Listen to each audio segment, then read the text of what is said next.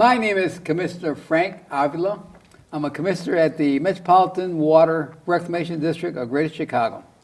And the name of our show is 2020 Election. And as my guest, I have John Garrido. Thank you, John, for being on the show. Thank you for having me on the show. John is a candidate for the 10th Judicial Subcircuit. And also as my co-host, I have Deyon, and he's also a candidate for the Commissioner of the Metropolitan Water Reclamation District of Greater Chicago. Yes. So election 2020. And we have John Garrido, and he's running up in the northwest side. Yes. Okay? Mhm. And that's the 10th subcircuit. Yes, it is. Yeah. You know, John, we got so many subcircuits, second, the first, third, fourth. All over the place. All over the place Right. there. What are the boundaries of the 10th subcircuit? So, like you said, it's extremely big. On the southeast end, we go to Belmont and Ashland, and then it moves west through the city, covering, if you know the wards, it's the 47th ward, the 40th ward, and then it gets up into the 39th, the 45th, the 41st, touches a little bit of the 38th, a little bit of the 50th ward, and then it starts to move into the suburbs. So basically those wards are Jefferson Park, Edison Park, Albany Park, Gladstone Park, and then it starts to Norwood Park, and then it moves into Harwood Heights, Niles, portions of Park Ridge, Des Plaines, and it actually goes then all the way out northwest to Northfield. So there's probably going to be about 60 to 80,000 voters that'll come out for this. Boy, it sounds like the county. Oh yeah, Like, it's a like big your slice. race. Yeah, it sounds like Oh the my county gosh, race. it does. It sounds like a lot of people have to come out. Yes, So- definitely, and I think there'll be a lot of people out in this election. Oh yeah, especially this is a presidential election. Right. So right. a lot of people are going to come out. Oh yeah. And I hope they come out and vote for John Garrido. Yes. John, what's your ballot number, punch number? Punch number is 232 on the ballot. 232 Yeah, on a the lot of people ballot. don't go all the way down to where the judges are. I'm hanging out in the lower section of the ballot there, so they got to go all the way down to 232 to get to me. And mine is 123. See, you're higher. Mass is 132. Look at you guys. 132. Okay, So that's a good thing. 232, 132. that's right. That's right. Yeah, we're 100. Yeah. But John, let me ask you a quick question. So I see that you have a dual background as far as attorney and you're also an officer. Yes. So I've been a Chicago police officer for over 29 years now, and I'm also an attorney. I've been a practicing attorney for 13 years now, and I've got a small law office up at Harlem and Foster. We're in the Patrolmen's Credit Union building. Okay. And then as a Chicago police officer, like I said, 29 years. It's been a long time. Yeah. I started off as a patrolman.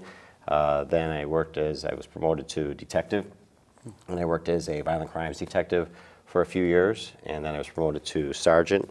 And with the sergeant, I was on the south side for a little while in one of the districts, and then I moved back over to the detective division, and I was a detective supervisor in the violent crimes section for about 8-9 years.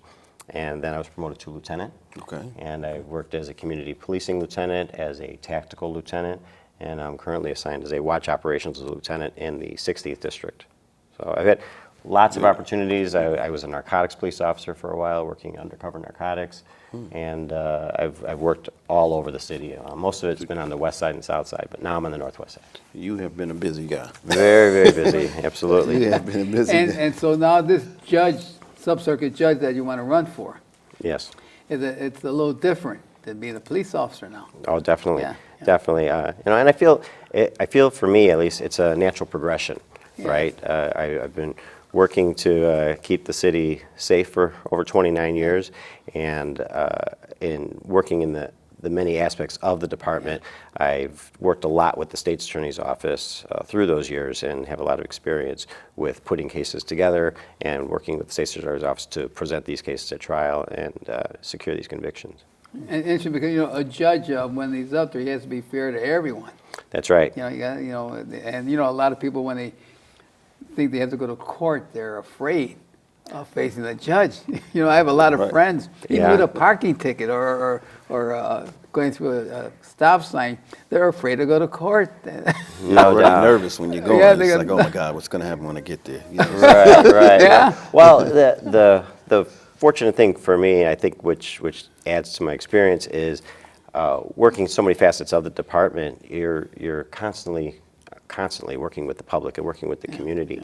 And as police officers, we're not only the law enforcement aspect of it, but we're counselors, and we're working in the community, with the community policing and things. And it's not so much just all the strict part of it. You gotta have both aspects of it. So I think that it's really going to give me a different perspective on the bench than my opponents. And do you think because of being a police officer, that adds to it as well? You see some of the cases that come up and will come before you. How do you feel about that? Right, so that's where I think where I bring that unique perspective, aside from just being an attorney, which being an attorney is obviously important for being a judge. You need to know the mechanics of the process. But I think with the perspective coming from the law enforcement side, I'm able to see, I've learned how the cases are put together. So when I'm sitting on the bench, I'll know and understand and have just a different view of these cases, aside from just the technical aspects of it from the legal side. I know how the case was put together, and I also know and understand how important it is that these cases are put together properly for several reasons. You've got families out there that are victims that seek justice. Exactly. They want to make sure that the person who harmed them and did that crime is put away, and at the same time, we want to make sure that the right people are being put away. Correct. Yes, that's right, key. and that's a big thing. That's a big thing, and I've got so much law enforcement experience that I'm going to be able to see things that maybe my opponents maybe wouldn't see or be aware of, or just as far as the aspect of how the cases are put together. I think I'm just going to have a little bit of a different view there. That's not to say that obviously just having all legal experience isn't a good thing for somebody to be a judge, but I think you need to look at the big picture. I think the more that a person brings to the table to sit on the bench, I think is a benefit. It's more than just having the legal know-how. I think you got to have more there, and I think I'm fortunate enough to have that. I think I see the statute of the scale, Right. And I think what you're talking about is the scale where make it equal. Right. You need to have that empathy, to have that perspective, to know the impact. And I've seen the impact, and I know what it's like for those families and those people that are going to be coming into the courtroom. I've seen that side of it, and I think that offers just a much different perspective. Like you say, from both sides. I mean, you're looking at it and you're saying, I want to be fair to this person because once they're before you, their lives are in your hand. Correct. So you're making that whatever decision you make is their road from that day point. From that date on, they have to live with it. Right, and not everything is always just bringing the hammer down. I mean, there's different circumstances, and all that needs to be weighed out, right? Once a person is found guilty, you need to look at everything that came together. How did they end up where they are? What it is that they were doing? And what is the crime? The punishment's got to fit the crime, right? Yes. And part of it is setting an example to others to make sure that they don't follow that path. Unfortunately, you need to do that. But at the same time, you've got to understand people make mistakes. Oh yeah, and you mentioned that your role now is in the community aspects of it now. Oh yeah, so I've also been very, very involved in my community. As far as I'm on the Gladstone Park Chamber of Commerce, I'm on the Gladstone Park Neighborhood Association. I've helped put together one of the largest music festivals that we do on the northwest side of Chicago. Where's that at? It's in Gladstone Park. It's called the Gladstone Park Throwback Music Fest. And we're coming up on 5 years now with that one every year. Is that on Milwaukee Avenue? On Milwaukee Avenue, up by Milwaukee and Elston. Yes. And we raise money. That's 6100 North on Milwaukee. There's two Milwaukee and Elston. Too much. So that's the north one, 6100 North Milwaukee. And we raise money for a scholarship fund, and we give back to the community. Also, over the last 8 years, I've helped put together another music fest called Rock the Badges. And we raise money for the Chicago Police Memorial Foundation and for Ignite the Spirit. And so that's to help the families of fallen police officers and firefighters or those that are catastrophically injured in the line of duty. We've raised over $80,000 for for those organizations. Now, what's your role now, again, as a police officer? So now I'm a watch operations lieutenant in the 16th district on the northwest side over in Jefferson Park. Jefferson Park? And that's the area where you're running as a judge also? A good portion of it is. At that point, when you're working into the subcircuit, we pretty much stop at Lawrence. At So Lawrence? the 16th district goes all the way south to Belmont. Okay, It's basically Belmont north of the Yeah. city limits and Cicero west of the city limits. So when you start getting south of Lawrence, up at that end of the district of the subcircuit, Yeah.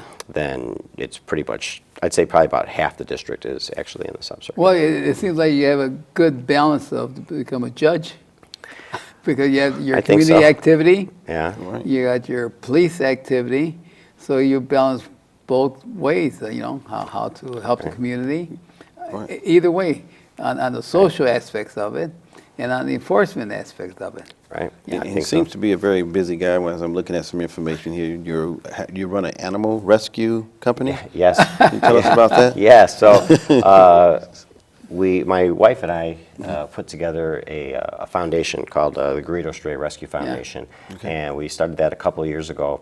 And the idea is that there's lots of, when somebody loses a dog and somebody finds it, they bring it into the police station, usually. Yeah. A lot of places Right. they go. Sometimes they go directly to animal control, but we've been getting them at the police station. Okay. So what I started doing was posting these dogs on social media, and we found that as the network started to grow, that we were actually finding their owners. Oh, wow. Getting them back home. Interesting.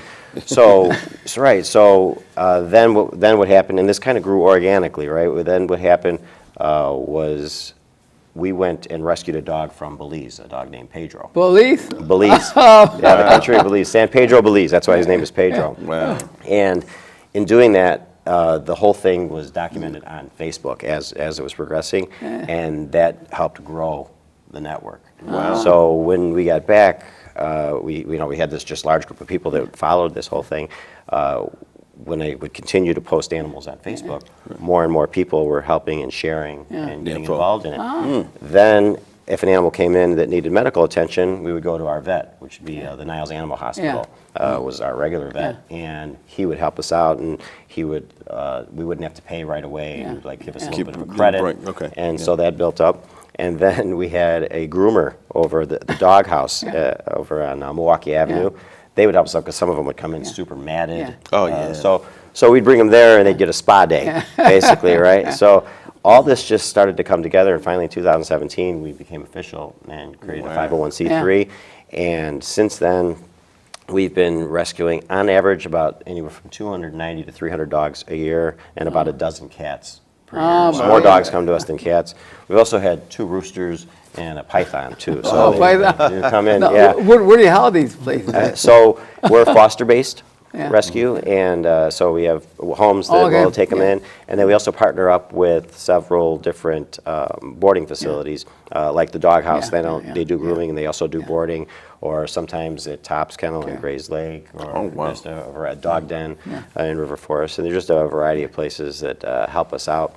We've connected with trainers that help us, and this has just all come together, and it's grown so big that now some of the cases that come into us, these dogs, they're abused. Yeah. Wow. And they've come with, the animals come to us, but there's been an arrest. An offender was taken into custody. And what we've started doing is we joined up with Safe Humane Chicago, and we've developed within our own foundation a court advocacy. Oh, part wow. So what happens is when a dog comes in and there's an arrest made with that, we get volunteers to show up at the court date to basically, they're not looking to change the outcome of the case, but let's face it, our system is overburdened, right? Yeah. Yes. They got a lot coming through there. And what we just want to do is we just want to make sure that we slow the process a little and make sure that the state's attorney's office and the judge and everybody involved just really just pays attention and work through the case and hand down the justice that's necessary, that should be for it. So to give an example, one dog, it was 2 dogs that were starving, and there were several puppies. the arrest was made, and we've been getting over 100 people showing up for court. Wow. In Skokie. I mean, it's huge. So Unbelievable. what they do is when the case is called in court, you have all these people silently stand, and then they just wait until the judge tells them all to sit down. But you've got this courtroom that's just packed, and people's like, well, okay, well, that's for a dog. Well, don't even get me going on that. You know what? So here we have John's running for judge, which I live in John's subcircuit area, so I'm going to vote for John because he's a police officer, he works with the community, and he works with animals, rescue. predominantly dogs and cats. And who's the man's best friend? The dogs. A dog is the right, man's that's right. best friend. You could right. be poor, don't have any food, you could be sick, but he won't leave your side. That's right. See? That's so, right. So I think John, will be a good judge. I think he'll be because a- he'll have the heart. Right. When a person comes up, he won't yell at him. You know, because sometimes. I've got empathy. Big time, big time. I mean, to be a dog lover or animal lover of any kind, I mean, it takes tender loving care. You have to care for those Right. animals. And so that means something about you as a person too, because most people don't have time to take care of pets. I don't even have, I don't have time, It's Right, right. So to do that and have that busy schedule, it says something. Thank you. Yeah, so I appreciate that. anyone out there that lives in the northwest side, Yeah. in the area where John Garrido just mentioned, in the 10th subcircuit, please go out and vote for John. And what's your punch number again? 232. Punch for 232 because the judges are at the last of the ballot. Yes. So please, when you go in there and when you vote for me, 1, 2, 3, and when you vote for Deyon, 1, 3, 2, go down the list at the end of the ballot and vote for. John Garrido. Now, are you at the end, like the last person, or you're like No, towards there's the more in judges after between me, you, but okay. yeah, so just find 232, number 232, and 232. you'll find me there. And while, okay, we all know every vote counts, Yeah, we hear every it all the vote time. counts. Yes, But yes. boy, there's some races out there that we know about that have been extremely close Yeah. within a few votes. So, and with a judge's race and probably with your races as well. Yes. Every race, I think. Every race, right, but a few votes. Makes a People say that, oh, my vote doesn't count. No, it counts. Oh, it it absolutely counts. There's a big Yeah, difference. and we need a qualified judge candidate for judge like John Garrido, because look at what he just said, a police officer, works with the community, and he has this animal foundation, which is, I mean, how many person out there running for a judge has this kind of experience? Huh? Not many. Deyon? Not many. I mean, like I say, I'm listening to him. I'm like, okay, I like it. So Thank you. I don't live in the 10th, but you have my If you support. know anybody. Yeah, I do know some people. You know anybody? I do. Yes, I do. Yeah, Yes, I do. Deyon, why are you running for Commissioner of the Water Rec? Oh, I'm running because, again, water is life, but as well as that, for two reasons. I love working for the public. And water reclamation has some issues where I live, which has brought it to my attention. When I was the mayor, I had to deal with a water issue. It was major. It was flooding the whole north side of our town. The infrastructure of the individuals' homes were being destroyed. The water was contaminated. And that was something that I had to work on, and I was able to get it done. But it took working with commissioners and state reps and other elected officials to get it done. And, not knowing that I would ever run for water reclamation one day, just down the road when we lost Tim Bradford, who was out in the south suburban area, it put a void there. So that void needs to be filled, because that area is an area that really needs some attention. Even though I look forward to working for the entire Cook County, I know the issues in that area. And I want to, work to get them resolved just like I did in Riverdale, and also be able to support other areas throughout the Cook County, of Cook County. Sure. So here we have two qualified people, candidates, that are running for a different office, but Deyon protects the health and welfare of the residents of Cook County. Yes. And we have a candidate for a judge that's also going to protect the health and welfare of the Cook County. Continue. Continue. Yeah, And he's out there every I'm day. out there for- Yeah, right he's, now, yeah. so- I want to commend him for being a police officer in today's time. I mean, I know throughout the years there's always been things going on, but you guys are confronted with so many different things as it pertains to just today's time, all the guns on the streets, all the gangs, and then you Thank have on the flip side of it, you have people saying that you guys are doing certain things, and you have to deal with that as well, because it's like you're not one of those people. You want things to be done in an appropriate manner and done right and legally. Right. I mean, Yeah. nobody should be painted with a broad brush, right? Correct. To just assume that because, maybe we have a few bad apples or a few bad actors to just paint all police officers and all law enforcement with that. If you look at the number of interactions that we have with residents on a daily basis, there's just hundreds of thousands of interactions where they're without incident, where everything's fine, everything's Sure. done properly. So a vast, vast majority of police officers are out there, they're doing the job, and they're doing it for the right reasons. And I think that's just important for people to understand that we're here working for you. Yes. We're here to do the job for you and to keep you safe. And that's what a majority of police officers are out there doing every day. And your area, you cover a large area with different type of ethnic groups in that area.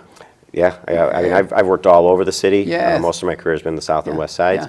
But even now, though, working in the 16th district up on the northwest side, Sure. that's 30 square miles. 30 square yeah, miles? yes, That's a Oh my absolutely. God, it's a big Huge. area. Yeah. No. What's your hours of working in the police department? For me, I'm on the second watch, which Second- is second shift, which is 5 a.m. until 2. 5 a.m. to.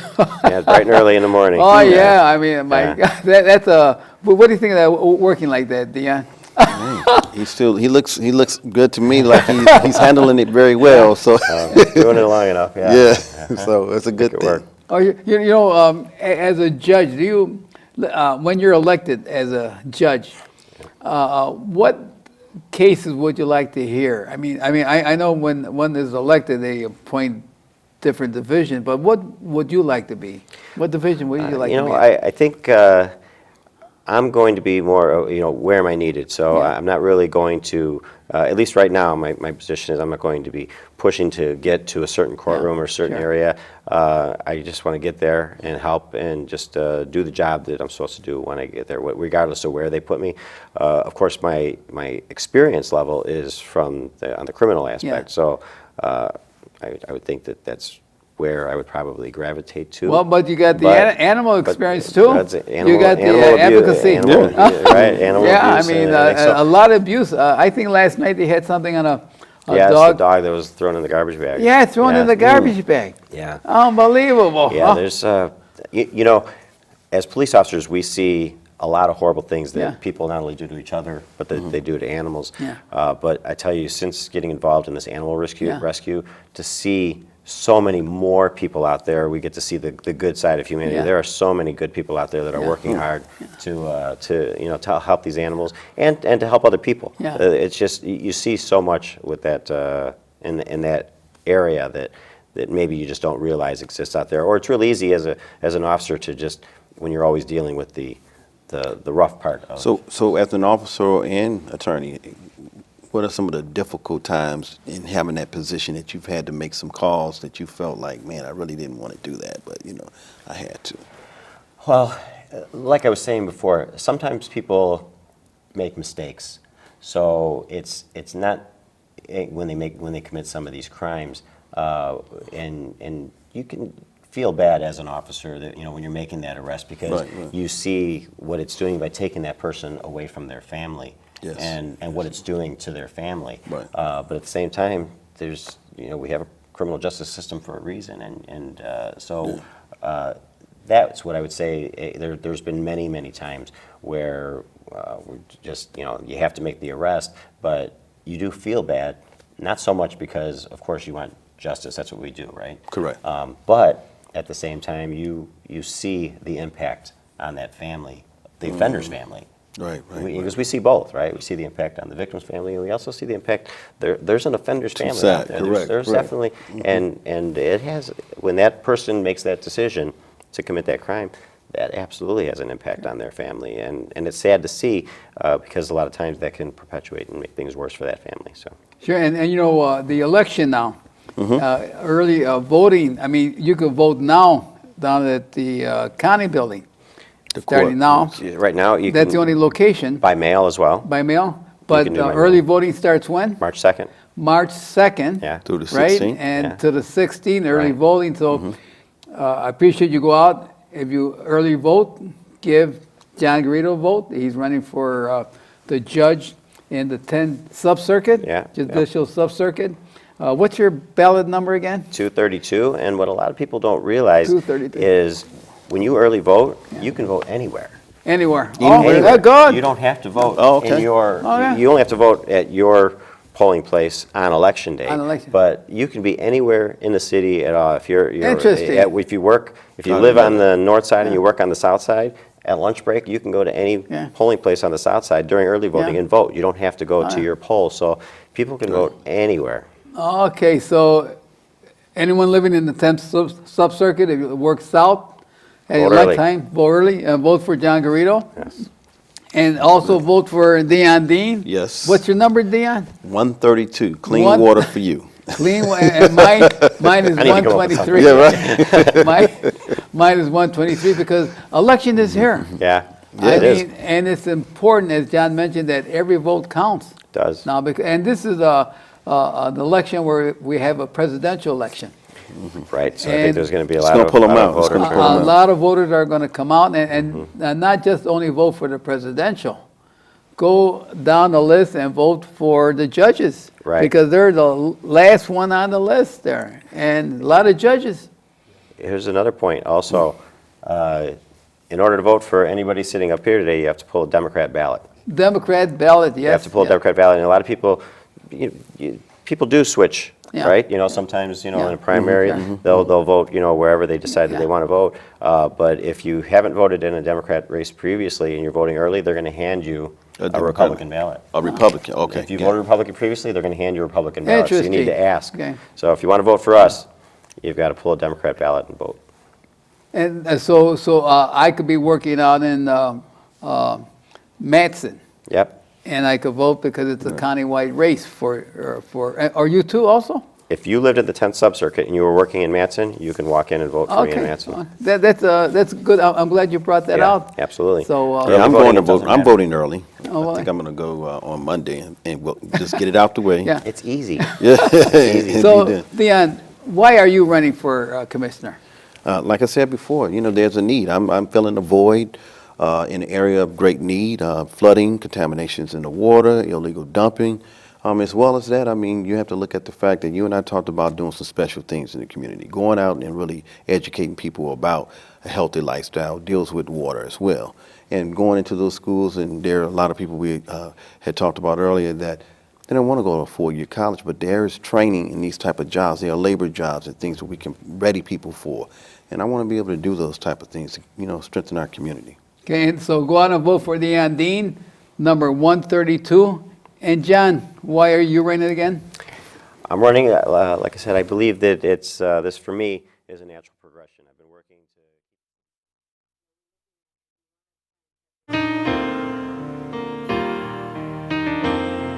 The earth is my home, I promise to keep it healthy and beautiful.